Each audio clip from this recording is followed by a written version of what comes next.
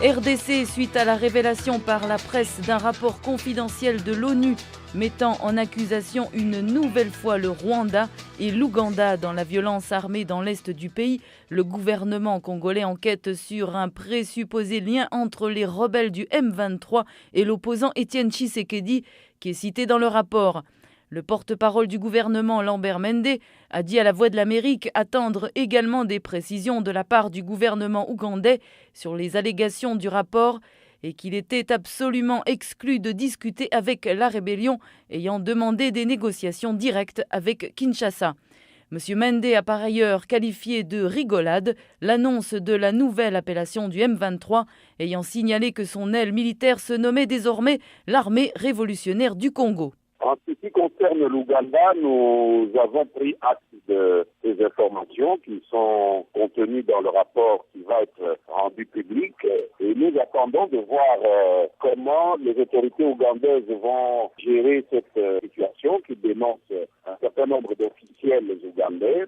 Tout dépend de la manière. Si l'Ouganda prend des mesures solides contre ces criminels, alors nous comprendrons qu'il s'agissait d'une initiative criminelle tout à fait privée. Mais si adopte l'attitude que le Rwanda a adoptée, qui est celui de soutenir les criminels qui sont impliqués dans les rangs de l'armée ou du gouvernement, alors nous prendrons position pour comprendre qu'il s'agit d'une agression directe de l'Ouganda en tant que gouvernement contre nous. Donc là, il y a une réaction qui est différée pour attendre la réaction de l'Ouganda lui-même. Mais pour le Rwanda, les choses sont très claires. Il s'agit d'une agression délibérée, caractérisée du gouvernement rwandais contre la République démocratique du Congo, parce que le ministre en charge de la défense du Rwanda est lui-même aux commandes de ces forces qui déstabilisent l'Est de la RDC. Le M23 a fait diverses déclarations dernièrement et a dit notamment que l'armée congolaise travaillerait en collaboration avec les rebelles des FDLR. C'est une vieille chanson.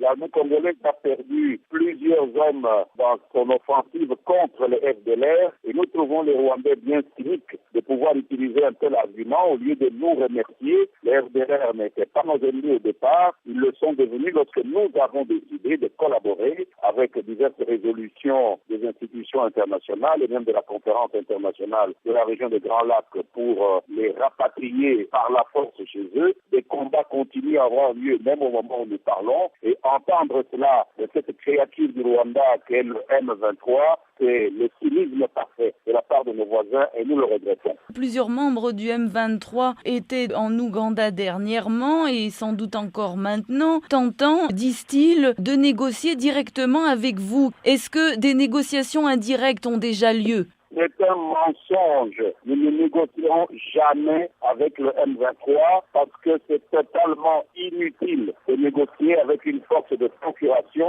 Le Rwanda, si nous étions d'accord avec le M23, créera une autre rébellion. Nous l'avons vu avec le CNDP. On a cru avoir négocié avec le CNDP et on a pris le nom du CNDP pour créer le M23. Donc, nous sommes dans la bonne posture qui est de parler avec la source du problème, c'est-à-dire le Rwanda. Pour nous, le M23, c'est une fiction, nous ne la considérons pas et si on les a invités en Ouganda, c'est parce que la conférence internationale sur les Grands Lacs avait demandé au président ougandais, président de la CIRGL, d'admonester ces aventuriers, de leur dire d'arrêter leurs activités, point final. Il n'y a pas de négociation avec la RDC. Alors le M23 semble resserrer ses rangs et notamment avec la création, en tout cas qui est annoncée dans la presse, de l'armée révolutionnaire du Congo, bras armé du mouvement du M23. Donc il n'y avait pas d'armée jusqu'à présent. Aujourd'hui qu'ils ont créé une armée, c'est de la rigolade. C'est le Rwanda qui s'agite, qui fait que sa réputation est passablement ternie avec la dénomination M23 et qui essaie de créer une autre appellation, croyant que ça va lui permettre de retomber sur pied. Est-ce que vous-même vous faites également le lien entre le M23 et M. Étienne Tshisekedi, opposant congolais, comme il serait fait dans ce fameux rapport ? Nous n'avons pas encore établi la réalité de ces contacts, mais nous poursuivons les investigations comme sur toutes les conclusions des experts. Ce qui est certain, c'est que le gouvernement a des preuves sur les relations entre M. Roger Lumbala, un député d'opposition proche de M. Tshisekedi, et le M23. Le porte-parole du gouvernement congolais était joint à Kinshasa. Au Nord Kivu, les activités sont paralysées à Itebero et Walikale Centre depuis mercredi dernier à cause des affrontements entre la milice Raïa Mutomboki et l'armée congolaise qui a confirmé avoir tué 11 éléments de cette milice et avoir bloqué sa progression vers le chef-lieu du territoire. La circulation est suspendue entre Walikale et Itebero car selon les autorités militaires, certains conducteurs de motos sont soupçonnés de collaborer avec les rebelles. La milice Raïa Mutomboki, qui signifie peuple fâché, est née à Shabunda, dans la province du Sud Kivu, avec l'objectif de combattre les rebelles rwandais des FDLR. Le point depuis Walikale avec le correspondant de la Voix de l'Amérique, Primo Pascal Rudaigwa. Les écoles, les marchés, les bureaux de l'administration et ceux des ONG locales et internationales sont fermés depuis mercredi. Les habitants d'Itebero et de Walikale Centre sont en débandade. Cet habitant d'Itebero en fuite explique. Quand les combats se sont déroulés à Itebero, toute la population a été prise de panique, surtout lorsque quelques militaires blessés sont arrivés à l'hôpital. Certains ont fui vers Mosenge, d'autres dans la brousse, et nous nous sommes dirigés vers Walikale Centre. Les éléments Raïa Mutomboki sont venus nombreux pour renforcer leurs troupes à Itebero. Selon le colonel Lucien Massassi, alias Saddam, chef d'état-major du 84e secteur des FARDC basé à Walikale, les Raïa Mutomboki seraient en complicité avec la population et certaines autorités de la société civile et de l'administration. Quel est l'objectif des combats que mènent les Raïa Mutomboki contre les FARDC?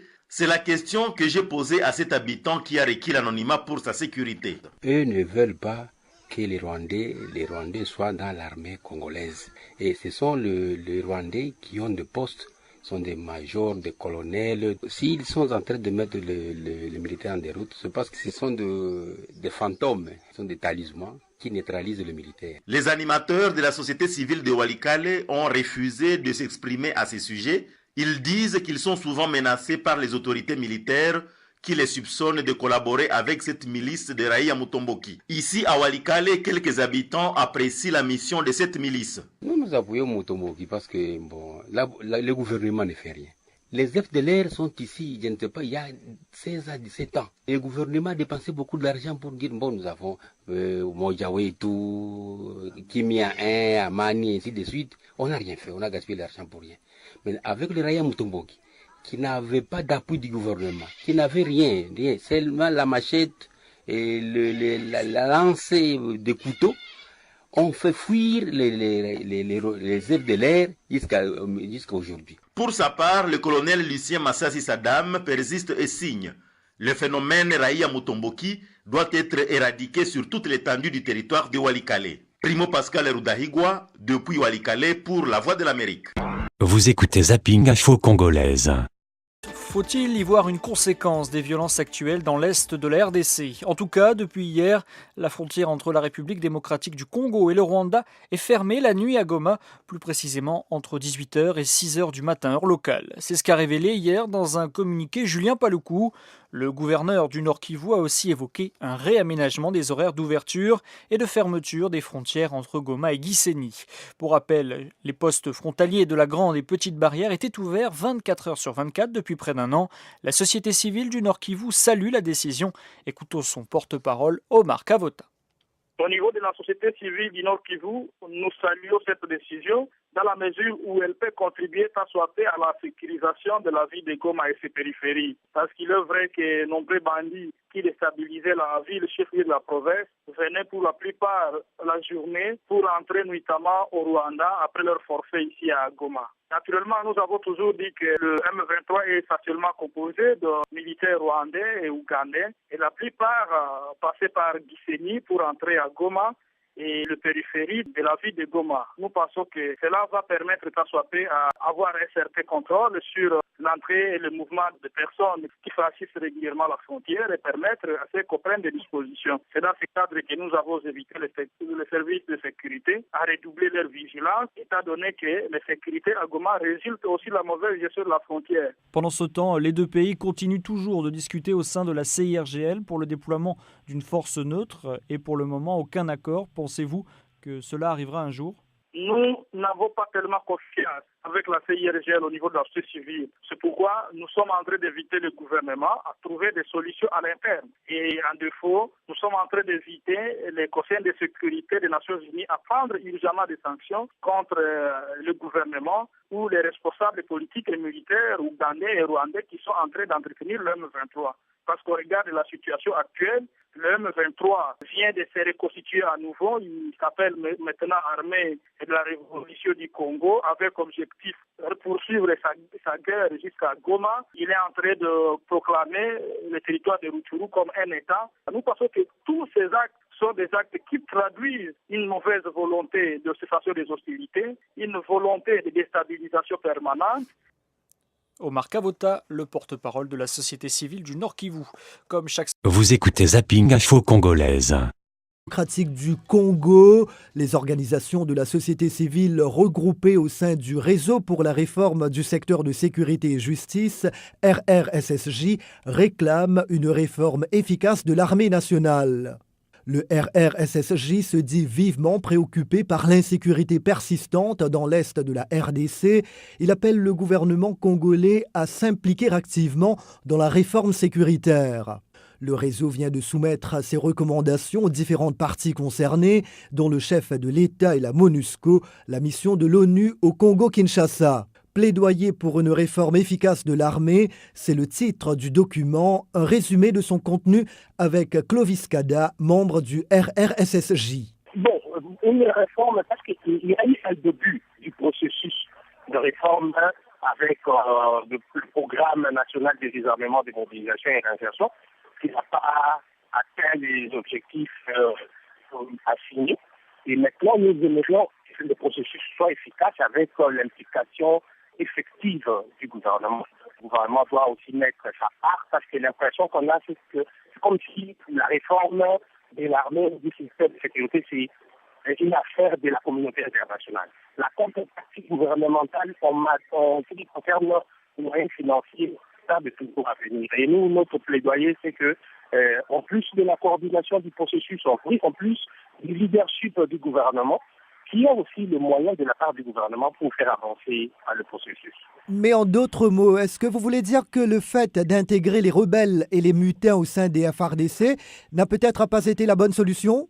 Non, parce qu'il y a eu plusieurs étapes, brassage, mixage, et avec des éléments de différentes composantes, ce qui n'a pas à contribuer plus à favoriser l'armée. Et maintenant, il faut changer un peu de méthode, changer un peu la façon de travailler et de voir un peu comment on peut amener ce processus au bon port. Vous faites des recommandations au Parlement, au chef de l'État, à la MONUSCO et aux ONG congolaises. Parlez-nous brièvement de ces recommandations et pensez-vous vraiment qu'elles pourraient être prises en compte? Oui, tout à fait. La recommandation, par exemple, pour la MONUSCO, nous sommes partis du nouveau mandat de la MONUSCO qui lui demande, entre autres, la réforme, de s'impliquer dans la réforme du secteur de sécurité et de sécuriser les personnes civiles. Et aussi le gouvernement par rapport au leadership. Le gouvernement doit s'imposer par rapport au processus constant qu'il y a le gouvernement qui mène la BAC. Ce n'est pas une affaire des étrangers, ce n'est pas une affaire de la communauté internationale. La réforme, elle est d'abord congolaise. Que le gouvernement montre de plus de volonté politique pour la réussite de ce processus. Pendant ce temps, le gouverneur du Nord Kivu, Julien Paluku, vient d'annoncer que la frontière entre la RDC et le Rwanda sera désormais fermée entre 18h et 6h du matin. Qu'est-ce que cela signifie pour vous? Bon, cela ne signifie pas grand-chose. Je ne sais pas pourquoi on doit aller dans les demi-mesures. Si on interdit la circulation entre 18h et 6h, qu'est-ce qui se passe pendant la journée? Que le gouvernement nous dise, donc pendant la journée, il n'y a pas de problème. Non, là n'est pas le problème. On évite les histoires des demi-mesures, on trouve une solution définitive. Et le problème, ce n'est pas au niveau des frontières, parce que les deux peuples en soi n'ont pas de problème, on se fréquente, il n'y a pas de problème. Le problème, c'est qu'on peut trouver une solution définitive à l'insécurité qui sévit à l'est du pays, notamment particulièrement au nord. Clovis Kada du Réseau pour la réforme du secteur de sécurité et justice, joint à... Vous écoutez Zapping Info Congolaise.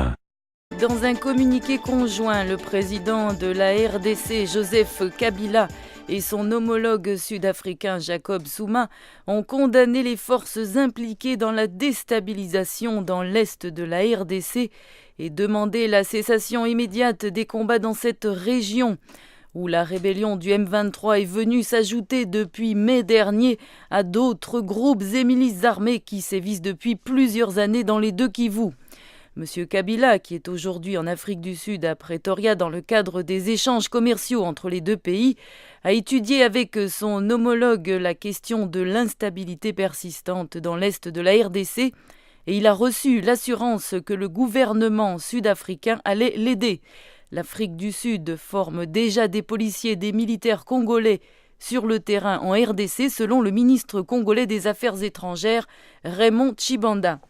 La visite de M. Kabila a débouché sur la signature d'un accord de coopération entre les groupes sud-africains et congolais Petro-SA et Co-Hydro en matière de prospection et production pétrolière conjointe en RDC. Le projet de barrage Inga 3 sur le fleuve Congo était également à l'ordre du jour. D'autre part, depuis la nuit dernière jusqu'à nouvel ordre, des postes frontières ont été fermés entre la RDC et le Rwanda au niveau de Goma et Bukavu entre 18h et 6h du matin. Aussi, le M23, qui a organisé une réunion hier et a donné une nouvelle appellation à sa branche armée désormais appelée Armée révolutionnaire du Congo, a encore menacé d'engager une nouvelle offensive et appelé à la démission du président Joseph Kabila, tandis que l'armée congolaise est en passe de renforcer sa ligne de front dans l'est du pays. Vous écoutez Zapping Info Congolaise. Pratique du Congo, la décision est tombée hier dans le procès en appel des assassins de Floribert Chebeya et de son chauffeur Fidel Bazana. L'ancien chef de la police congolaise, le général John Numbi, ne comparaîtra donc pas au procès. Ainsi en a décidé hier la haute cour militaire. Cette audition avait pourtant été demandée par les parties civiles. Je vous rappelle que le général John Numbi avait simplement été entendu lors du procès en première instance, mais il a récemment été mis en cause directement par le major Paul Mwilambwe, un policier en fuite condamné à mort en juin 2011 lors du premier procès. Voici à présent la réaction du coordinateur des parties civiles. On écoute Maître Joseph Mukendi. Pour les partis civils, ce n'est pas une surprise. Le décor était déjà planté. On voyait tout de suite qu'il y avait des obstacles politiques essentiellement qui empêchaient la comparaison de John Numbi malgré toute la vraisemblance des indices sur sa responsabilité. Et donc, en fait, la décision qui a été rendue pour les partis civils, elle s'y attendait. Mais notre sentiment est que plus le temps passe, davantage la vérité commence à éclater. Et nous nous réjouissons surtout que la découverte de la vérité n'est pas la simple préoccupation de la veuve Chebeya ou de la veuve Bazana, ça devient une préoccupation de tous les défenseurs et protecteurs des droits humains. Et dans cette dynamique, nous avons la certitude que nous avançons vers la découverte de la vérité, malgré qu'il y a encore beaucoup d'embûches sur le chemin. Qu'allez-vous faire suite à cette décision ? Eh bien, la décision vient à peine d'être rendue, nous nous concertons. Tout ce que nous pouvons vous dire, c'est que nous continuons à défendre nos intérêts et nous sommes déterminés à poursuivre la recherche de la vérité et en utilisant toutes les bonnes volontés. Et comme la haute cour elle-même a dit et demandé, nous allons utiliser toutes les voies de droit pour la découverte de la vérité. Maître Joseph Mukendi, joint à Kinshasa. Vous écoutez Zapping Info Congolaise. Le général John Numbi ne se présentera jamais à la barre de la cour d'appel de Kinshasa. La haute cour militaire a tranché hier. L'ancien chef de la police congolaise ne comparaîtra pas dans le procès Chebeya du nom de ce militant des droits de l'homme retrouvé mort en juin 2010 à Kinshasa. Et les parties civiles réclament depuis le début de l'affaire son inculpation, l'accusant d'être le commanditaire de l'assassinat. Elles sont aujourd'hui déçues, mais pas surprises. À Kinshasa, la correspondance de Bruno Minas. La décision est tombée et elle n'a pas surpris. Pas question de mettre en accusation le général Numbi. La haute cour militaire a longuement décliné les mêmes arguments répétés depuis 2 ans qui permettent à l'ex-chef de la police d'échapper aux poursuites. Son implication n'est pas prouvée selon les juges. Les parties civiles ont encaissé cette annonce sans dire encore ce qu'elles vont faire. Maître Mukendi. Quand la cour a décidé, il n'y a pas à commenter. Il y a à prendre acte et puis voir ce qu'on va faire. Nous devons nous concerter avec les parties civiles Est-ce qu'il y a une autre justice que la justice congolaise qui pourra s'occuper de ça? C'est exact, nous vous le ferons savoir. Faire appel à la justice internationale, mais laquelle et selon quelle procédure, on ne le sait pas encore, mais c'est la seule solution qui reste pour le successeur de Chebeya à la voix des sans-voix, Doli Ebefo. Nous ne voyons pas comment on peut encore compter sur la justice congolaise. Comme nous l'avons dit, nous allons saisir les instances judiciaires internationales qui vont interpeller toutes les personnes qui sont impliquées et qui sont couvertes maintenant de l'impunité ici en RDC. La date d'une prochaine audience n'a pas été fixée. On va rejuger les mêmes policiers qu'en première instance sur la base des mêmes faits. Bruno Minas, Kinshasa, RFI. La haute cour militaire annonce toutefois qu'elle va vérifier les révélations faites par Paul Mwilombwe. Vous avez pu l'entendre la semaine dernière sur RFI. Ce policier congolais en exil dit avoir été témoin du meurtre. Il accuse le général Numbi d'en avoir donné l'ordre sur demande de la présidence. Une version rejetée par Kinshasa. Dans l'est de la RDC, les 2 postes frontières entre Goma et Gisenyi resteront fermés la nuit et ce jusqu'à nouvel ordre. Le gouverneur de la province du Nord Kivu a décidé d'imposer ce couvre-feu frontalier avec le Rwanda de 18h heure locale à 6h du matin. Le but des autorités congolaises est de rétablir la sécurité à Goma. Les explications de Julien Paloukou, il est le gouverneur du Nord Kivu.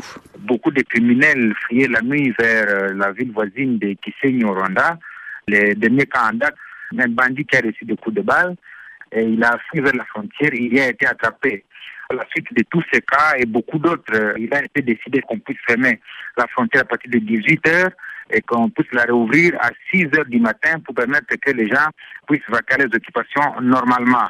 La mesure commence déjà à produire ses effets parce que pas plus tard qu'il y a 24 heures, nous avons attrapé un autre criminel économique qui était en possession de 3 millions de faux billets congolais qui sont imprimés à Kigali. Lui-même l'a certifié. Il a dit que son collègue qui avait pris fuite s'est réfugié encore une fois dans la ville voisine de Gisenyi.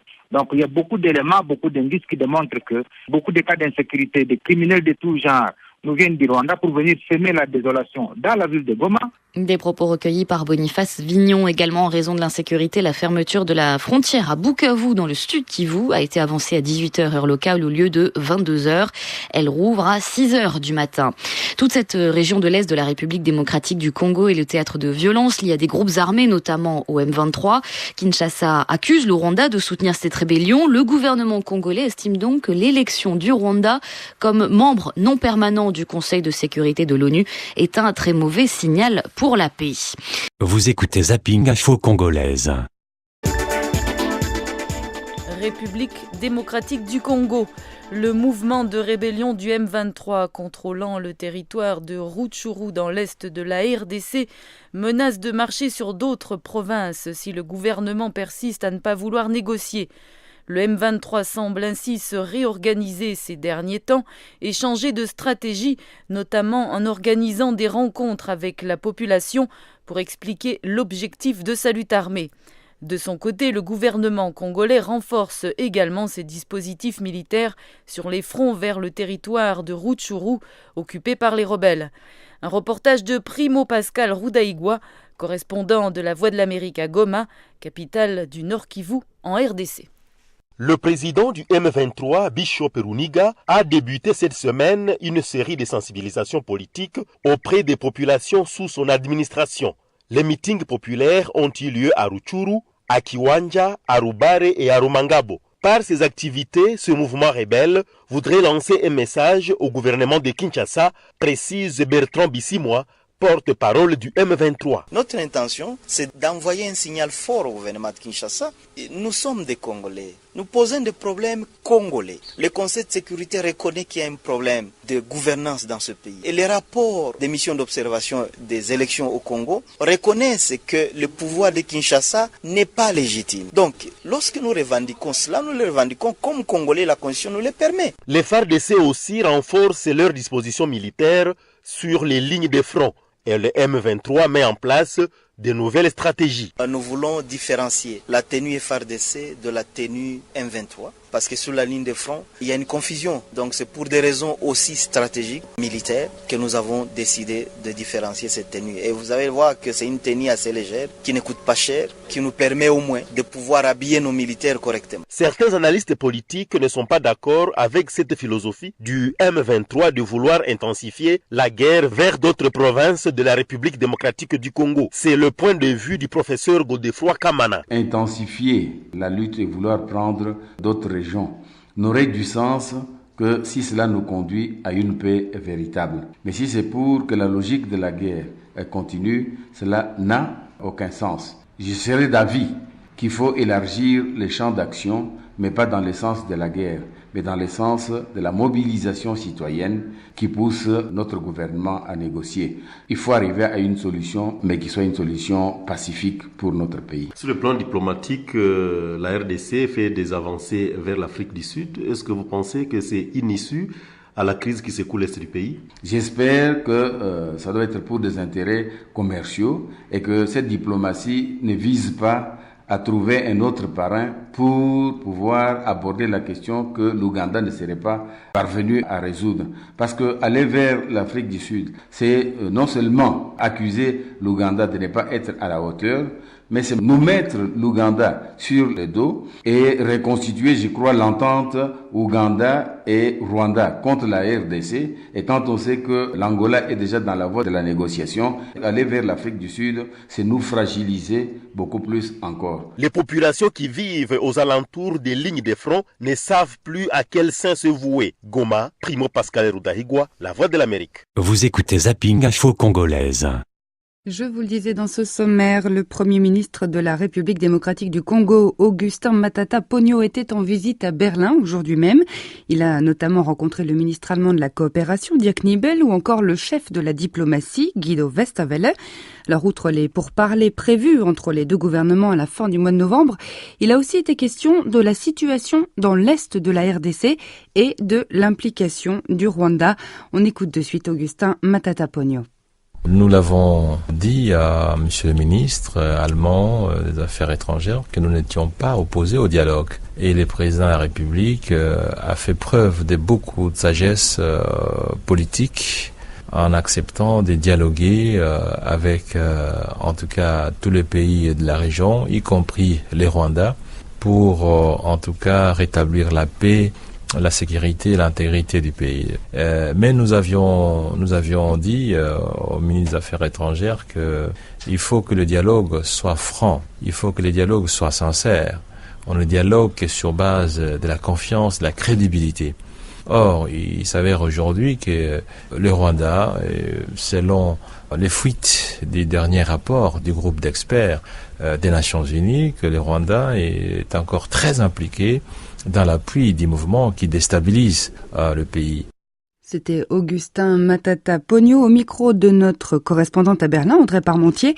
Vous pourrez écouter l'intégralité de cette interview exclusive dimanche prochain dans le magazine L'Afrique en débat.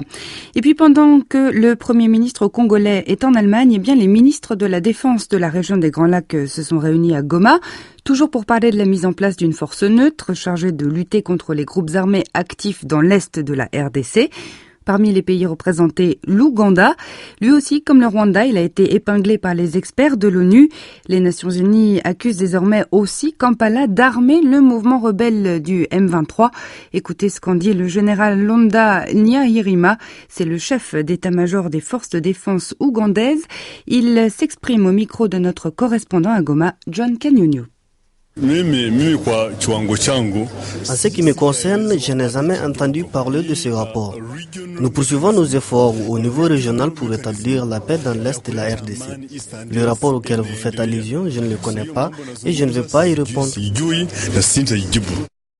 Voilà une situation toujours compliquée dans la région des Grands Lacs. La République démocratique du Congo a décidé en début de semaine de fermer pendant la nuit toutes les frontières avec le Rwanda. Une décision qui affecte le bon déroulement des activités économiques dans la région frontalière des deux pays. C'est ce que nous explique notre correspondante au Rwanda, Solange Ayanone, dans ce reportage. Depuis lundi, les frontières de Goma au nord Kivu et de Bukavu au sud Kivu ferment de 18h à 6h du matin.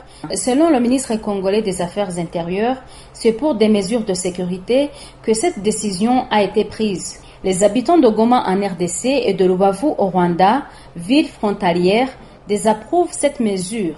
Karangwa Sam habite à Rubavu, il est maçon.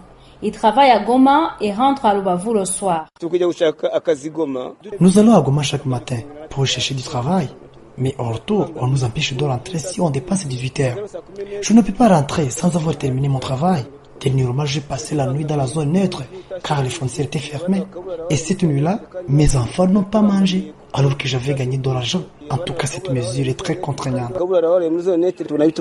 Au poste frontalier appelé la Petite Barrière, où normalement les Congolais et les Rwandais passent en masse, on remarque actuellement qu'il y a moins de mouvement.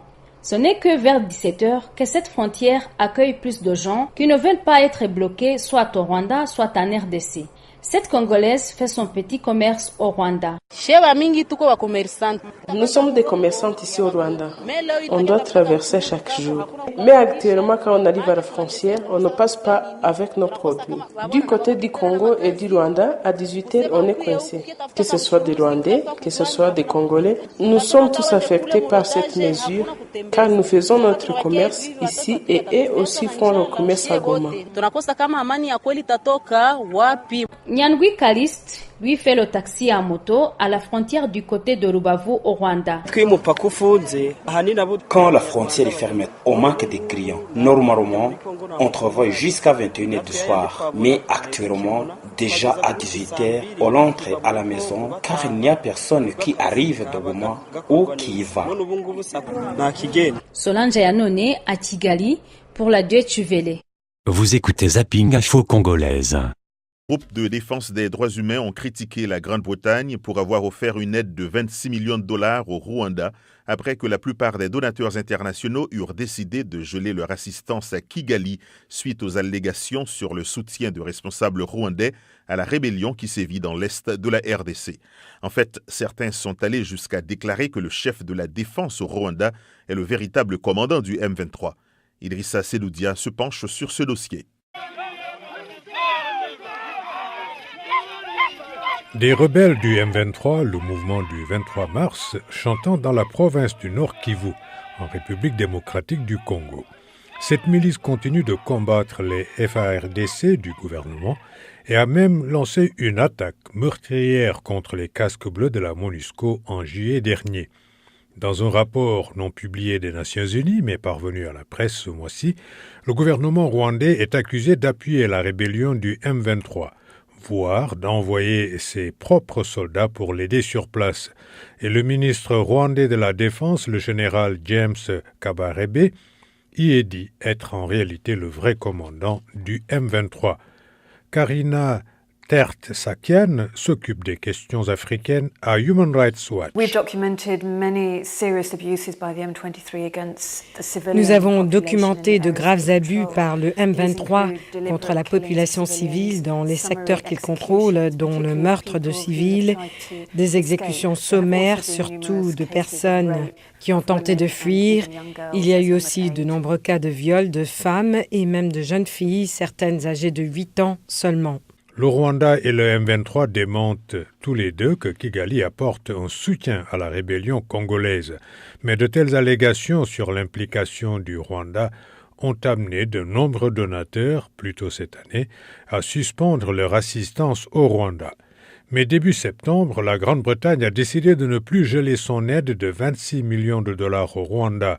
De nouveau, Karina Tertsakian de Human Rights Watch.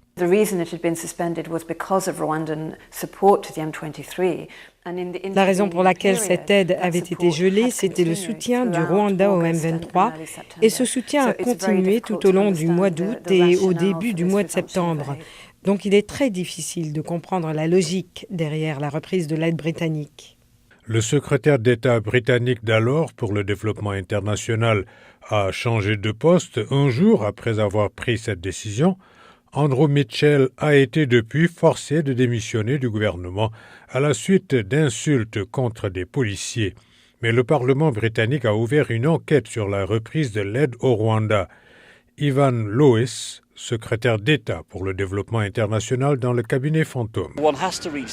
On doit arriver à la conclusion que les relations et l'amitié étroite qui existent entre le Premier ministre David Cameron, Andrew Mitchell et le Parti conservateur au pouvoir et le gouvernement du Rwanda ont joué un rôle important dans cette décision. Andrew Mitchell avait alors écrit au Parlement britannique disant que le Rwanda s'était engagé de manière constructive dans le processus de paix. Il n'a pas été possible d'interviewer des officiels du département du développement international qui ont préféré soumettre cette déclaration. Et je cite, « Le secrétaire pour le développement international examine de très près cette question de soutien budgétaire au Rwanda avant notre prochaine décision en décembre. » De nouveau, l'opposant et parlementaire Ivan Lewis. La Grande-Bretagne ne devrait pas faire bande à part et prendre des décisions unilatérales, ignorant la communauté internationale. Nous devons envoyer un message fort et d'unité au gouvernement du Rwanda, à savoir que nous parlons sérieusement, plus d'ingérence en RDC, sinon il y aura des conséquences. Le Royaume-Uni fournit une aide de 130 millions de dollars par an au Rwanda, ce qui le met au second rang des donateurs de ce pays. La semaine dernière, le Premier ministre britannique David Cameron avait rendu un hommage au Rwanda. La preuve, avait-il dit, que le cycle de la pauvreté pouvait être brisé. Disons aussi, Idrissa, que le mouvement de rébellion du M23, contrôlant le territoire de Rutshuru dans l'est de la RDC, menace de marcher sur d'autres provinces si le gouvernement persiste à ne pas vouloir négocier. Le M23 semble aussi se réorganiser ces derniers temps et changer de stratégie, notamment en organisant des rencontres avec la population pour expliquer l'objectif de sa lutte armée. De son côté, le gouvernement congolais renforce ses dispositifs militaires sur les fronts vers le territoire de Rutshuru, occupé par les rebelles. Un reportage de Primo Pascal Rudaigwa, correspondant de la Voix de l'Amérique à Goma, capitale du Nord Kivu en RDC. Le président du M23, Bishop Peruniga, a débuté cette semaine une série de sensibilisations politiques auprès des populations sous son administration. Les meetings populaires ont eu lieu à Rutshuru, à Kiwanja, à Rubare et à Rumangabo. Par ses activités, ce mouvement rebelle voudrait lancer un message au gouvernement de Kinshasa, précise Bertrand Bissimois, porte-parole du M23. Notre intention, c'est d'envoyer un signal fort au gouvernement de Kinshasa. Nous sommes des Congolais. Nous posons des problèmes congolais. Le Conseil de sécurité reconnaît qu'il y a un problème de gouvernance dans ce pays. Et les rapports des missions d'observation des élections au Congo reconnaissent que le pouvoir de Kinshasa n'est pas légitime. Donc, lorsque nous revendiquons cela, nous le revendiquons comme Congolais, la Constitution nous le permet. Les FARDC aussi renforcent leurs dispositions militaires sur les lignes de front. Et le M23 met en place de nouvelles stratégies. Nous voulons différencier la tenue FARDC de la tenue M23 parce que sur la ligne de front, il y a une confusion. Donc c'est pour des raisons aussi stratégiques, militaires, que nous avons décidé de différencier cette tenue. Et vous allez voir que c'est une tenue assez légère, qui ne coûte pas cher, qui nous permet au moins de pouvoir habiller nos militaires correctement. Certains analystes politiques ne sont pas d'accord avec cette philosophie du M23 de vouloir intensifier la guerre vers d'autres provinces de la République démocratique du Congo. Les populations qui vivent aux alentours des lignes de front ne savent plus à quel sein se vouer. Goma, Primo Pascal Rudaigwa, La Voix de l'Amérique. Vous écoutez Zapping Info Congolaise.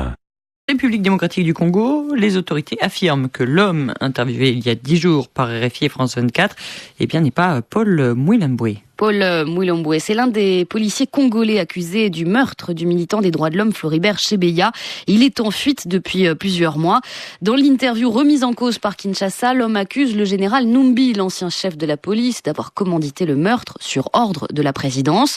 En début de semaine, le gouvernement congolais a présenté une vidéo censée prouver l'erreur de personne. Mais plutôt que de convaincre, ce document a soulevé des questions, Sarah Tisser. Dans cette vidéo fournie lundi à la presse par le ministre de l'Information Lambert Mende, 3 hommes s'expriment.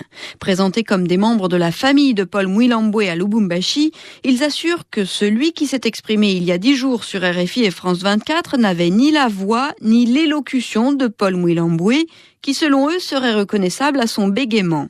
Plusieurs journalistes ont émis des doutes à la conférence de presse du ministre de l'Information. Mwilambwe, dans mon souvenir, n'est ni bègue ni analphabète, dit un journaliste qu'il a déjà rencontré. Un reporter s'interroge par ailleurs, pourquoi cette sortie médiatique opportune aujourd'hui, alors que la famille ne s'est jusqu'ici pas inquiétée publiquement du sort de Paul Mwilambwe disparu depuis 2 ans? Un autre journaliste souligne que les 3 hommes s'exprimaient en 3 langues, lisant visiblement un texte. Des doutes que partagent les organisations de défense des droits de l'homme. Cette vidéo est un montage, une mise en scène, affirme de son côté la Voix des Sans-Voix. Quand bien même il s'agirait effectivement de la famille de Paul Mouilamboué, elle peut très bien avoir été soudoyée, estime l'ONG de Floribert Chebeya. D'après l'Organisation de défense des droits de l'homme, certains proches du policier en fuite ont reçu des menaces. Et on reparlera de l'affaire Floribert Chebeya juste après ce journal avec Maître Brahima Koné, militant des droits de l'homme et proche de Floribert Chebeya. Toujours à propos de la République démocratique du Congo, revenons sur cette information que nous vous donnions hier, l'arrestation au Kasaï occidental de 4 hommes. Ils sont présentés comme des complices du colonel déserteur John Chibangu, mais l'UDPS, le parti d'opposition d'Étienne Tshisekedi, affirme qu'il s'agit de 4 de ses partisans qui auraient été arrêtés abusivement. En ce moment, l'armée est déployée en masse dans cette province du centre du pays. Les précisions de Kamanda Wakamanda Muzembe. Cette présence des hommes en uniforme à la recherche du colonel déserteur John Chibangu a créé la panique dans la contrée. Et de nombreux villageois de Kabeya-Kamwanga, proches de l'opposition, se sont réfugiés dans la brousse. Et selon l'UDPS, les autorités provinciales organisent des rafles parmi cette population dans le but de faire croire à un démantèlement du réseau du colonel Chibangu. Ce serait le cas des 4 personnes présentées mercredi. Ces personnes, affirme-t-on dans le parti d'Étienne Tshisekedi, seraient des membres de l'UDPS à qui on aurait fait enfiler l'uniforme militaire. Dans une conférence de presse ce mercredi à Kinshasa, le secrétaire général de l'UDPS a rejeté les accusations faisant état de connivence entre son parti et les mouvements armés. À en croire le réquisitoire du procureur général de la République présenté à l'Assemblée nationale pour obtenir la levée de l'immunité du député Roger Lumbala, proche d'Étienne Tshisekedi, John Chibangu aurait déserté l'armée sur incitation du député dans le but de prendre le pouvoir par la force. Kamanda Muzembe, Kinshasa, RFI. Vous écoutez Zapping Info Congolaise. Notre première escale ce soir, la République démocratique du Congo. Le gynécologue congolais Denis Mukwege, réputé pour son aide aux femmes violées, a échappé à une tentative d'assassinat à Bukavu, dans l'est de la RDC. Au cours de l'attaque de sa résidence par un groupe de civils armés hier, un de ses gardiens a été tué. Chaque année, l'hôpital Panzi du docteur Denis Mukwege reçoit 3000 femmes victimes de violences sexuelles. Ce qui s'est passé hier, écoutons son témoignage au micro d'Idriss Fall. Les gens en armes ont assiégé ma maison. Je n'étais pas là, mais ils ont attendu jusqu'à quand je suis arrivé. Ils ont pris mon véhicule d'assaut. Ils m'ont fait sortir. Ils ont pris les clés. Et la personne qui commandait les opérations, il est passé de l'autre côté. Il a chargé son fusil. Quand il voulait tirer, il y a un de mes gardiens. Le temps qu'il tourne derrière, malheureusement, il a eu la balle au mauvais endroit. Il est mort. Et juste après, quand les deux étaient par terre, ils ont fui. Mais heureusement pour moi, en fait, la balle ne m'avait pas atteint. Ça a atteint mon garde et il est mort sur place.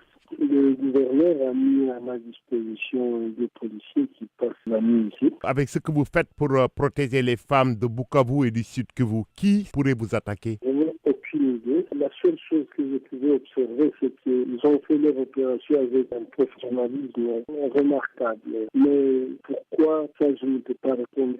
Ça a pris peut-être 1 ou 2 minutes que tu te plus. On n'a pas discuté, ils n'ont pas pris un spécial rang, ils n'ont pas pris quelque chose à la maison, ils n'ont rien demandé. Donc, je ne sais pas. Ils ont fait leur opération et ils sont partis. Ça s'est passé en 1 ou 2 minutes maximum. C'était tout simplement bien planifié. Ils n'étaient pas candidés, ils avaient des visages découverts. Le fait qu'ils ont maîtrisé tout le monde, ils ont demandé à tout le monde de rester assis et ils ont attendu jusqu'à ce qu'ils arrivent. Ce qu'ils ne connaissaient pas, c'est sûr. Signalant que les activités du gynécologue Denis Mukwege lui ont valu notamment le prix de l'ONU pour les droits humains et le prix du roi Baudouin pour le développement international. L'identité des assaillants reste inconnue pour l'instant, mais la police a ouvert une enquête. Réaction du gouverneur du Sud Kivu, Marcelin Chisambo. Il est devenu le que le plus célèbre dans la gestion des femmes violées de chemin. Celui qui s'en occupe, le meilleur hôpital, le meilleur encadrement, c'est là qu'il a attrapé ça à notre mondial. Le pauvre, il revenait d'une mission de niveau officiel à l'EIF à Genève, il est passé par Bruxelles, il a tenu une conférence mardi, il est revenu seulement hier. Il a dit je vais au boulot, après le boulot, voilà, il a accompagné quelqu'un au retour, on l'attendait pour le payer chez lui à la maison. J'ai vu la satisfaction des policiers. La MONUSCO n'est pas loin de son domicile, hein. À 200 mètres d'ici. Quartier général de la MONUSCO, Kavou, on veille de loin. Moi-même, Idriss, quand il y a une petite tension dans la ville, j'ai deux canonniers de la MONUSCO qui rôdent vers chez moi. Le gouverneur du Sud Kivu est comme